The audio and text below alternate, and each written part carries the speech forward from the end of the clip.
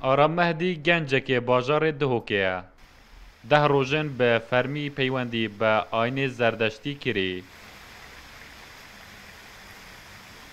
6 سال بون بیرو باوریا زردشتی ده سری ویدا. جبوی انجام دانا نزاین خواه سردانا شکفتا چارستین دکر لگلی دهوک که به آتشگاه زردشتیان دهتا هجمارتن. فكرة زردشتي فلسفة زردشتي بجم بيركرنا زردشتي بيركرنا جلا جلا يبرفرها يعني جريداي سروشتيا جريداي جريداي بيج فيجانا إنسانا جريداي خزايا جريداي كالتور والرسانيتا كردايا از خو كردات بيرو بارين زردشتي داد بينم ل دسپیکا و مه جواتا یسناتای دهوک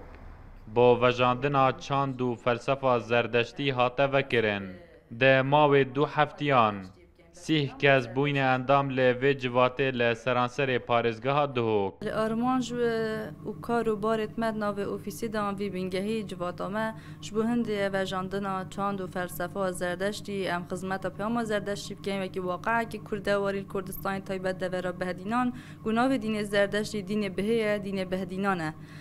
ام کارت کنه و بو هنده کوتا که کرد یه آفرینر یه آواگر یه خودان زانست یه خودان بجیم بیر و باورم بکری آواگینه و ام بجیب آفرینین ام راستی گله کرشان بوین راستی دی سوشیال میدیای دا آلیه هنده کسانان دا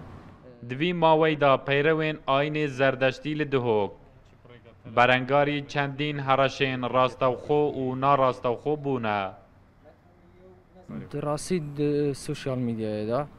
همی هرشان مهاتی نگیرن همی آلیان هرشان قوه ام بحث که این هاتی نگیرنه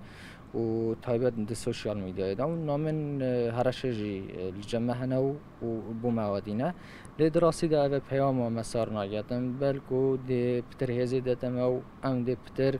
دا کوین قادان کو ام کار بگین لگور نونرایتیا آین زردشتی ل وزارت اوقافا هریما کردستانه 300,000 پیروین وان ل باشور کردستان هنه آین زردشتی ل سر سستین سرکی هاتیه بنیاتنان کو اوجی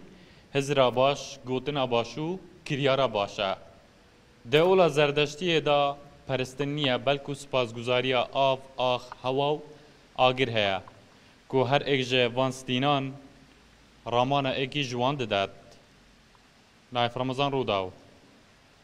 دهوک